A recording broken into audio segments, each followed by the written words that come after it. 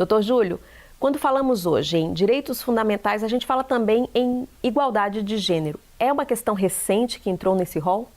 Bom, a igualdade é um valor fundamental na Constituição brasileira, até porque a igualdade é um valor muito ligado à própria noção de justiça, não é? Quando nós falamos em igualdade, ela permeia todo o ordenamento constitucional brasileiro.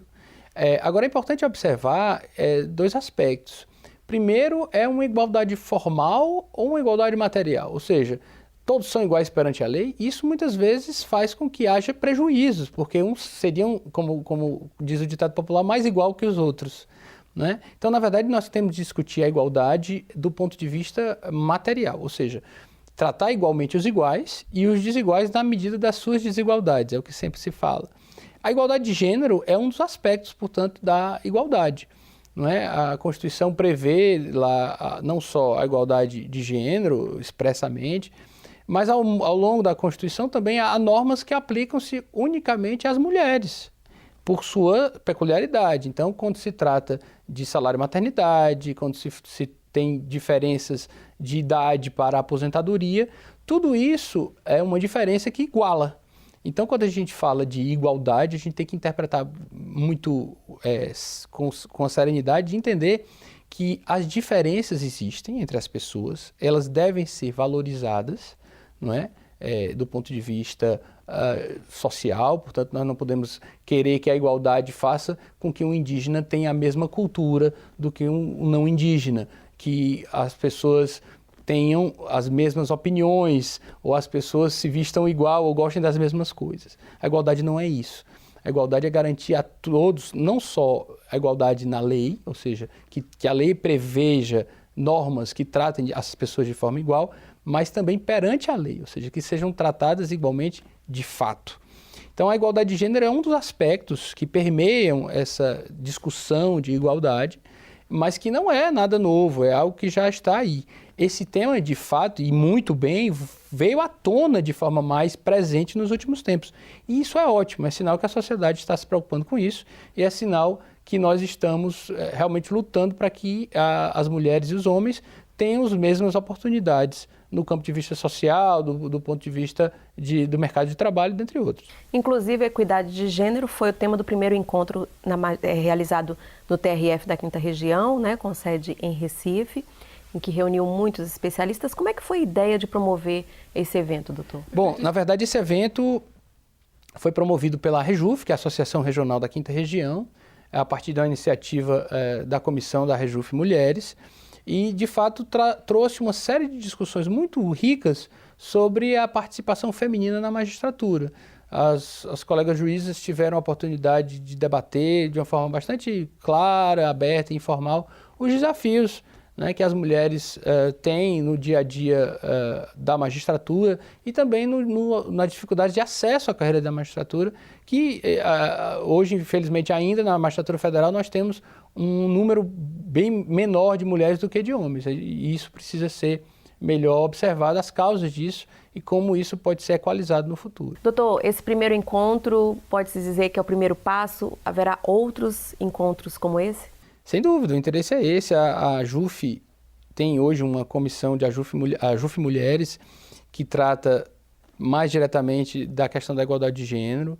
É um tema que deve ser sempre revisitado, é um tema que está em discussão na sociedade e deve ser discutido, porque, de fato, como eu disse, nós não podemos admitir que haja uma disparidade de tratamento quando não há justificativa para isso. Repito, a igualdade ela deve ser interpretada à luz das diferenças, mas quando essas diferenças são relevantes para aquilo. Então, evidentemente, o fato de gênero não deve ser um elemento de diferenciação em salário, quando a atividade é a mesma, e não, muito menos, a de acesso a determinados cargos e funções pelo simples fato de ser homem ou mulher. Então, de fato, a JUF vem trabalhando nesse tema e o interesse é que nós continuemos debatendo para que consigamos, ao longo do tempo, implementar e criar soluções que visem aminorar essa questão. E sobre essa evolução desse conceito de equidade de gênero, como é que ocorreu? Bom, o conceito de igualdade é muito rico. Como eu disse, ele é um valor que permeia toda a Constituição e que tem uma ligação quase que umbilical com a própria noção de justiça. O que é justo é o que eu recebo aquilo igual ao outro, e se é diferente é injusto, não é? Mas a gente tem sempre que interpretar a igualdade de um ponto de vista geral, porque a igualdade ela não é absoluta e nunca deve ser, porque a igualdade absoluta ela descaracteriza. Não é? Quando nós falamos, por exemplo, sobre multiculturalismo, que também é um tema muito interessante ligado a direitos fundamentais, é importante, por exemplo, preservar numa sociedade multiétnica ou uma sociedade que tenha grupos provenientes de imigrantes, que haja uma preservação da diferença entre essas pessoas, porque a diferença é que faz a riqueza de uma sociedade. O Brasil, particularmente, é formado por diversos grupos, portugueses, negros, índios, italianos, alemães, japoneses, enfim, uma série de outras etnias e culturas. Então, nós não podemos admitir, por exemplo, que a igualdade seja algo que planifique tudo isso.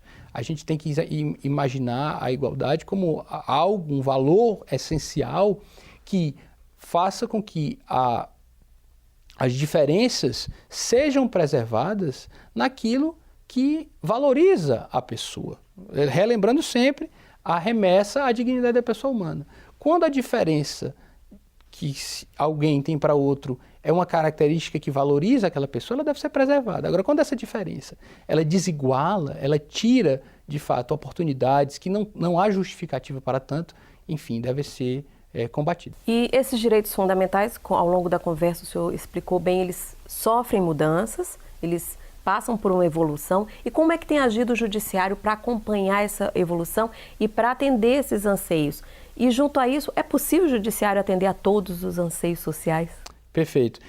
Nós temos que entender aí que o judiciário, muitas vezes, é ele quem estabelece o âmbito de proteção desses direitos fundamentais. Até que ponto um determinado direito fundamental ele garante algo a alguém, né? Então, o judiciário tem um papel de conformação, que a gente chama, de dizer, de fato, o que esses direitos são, né? Agora, o judiciário ele não é um superpoder, nem deve ser. Nós temos uma separação de funções do Estado que vem do próprio princípio do Estado democrático de direito. Então, nós temos que trabalhar a efetivação desses direitos fundamentais não só no judiciário. Obviamente, a primeira linha de defesa dos direitos fundamentais é o legislativo que concretiza, por meio de normas legais, aqueles valores previstos na Constituição. O judiciário tem, sim, no Brasil, muitas vezes, agido de uma forma mais incisiva dentro de um determinado vazio normativo e da garantia de determinados direitos que são essenciais à personalidade humana.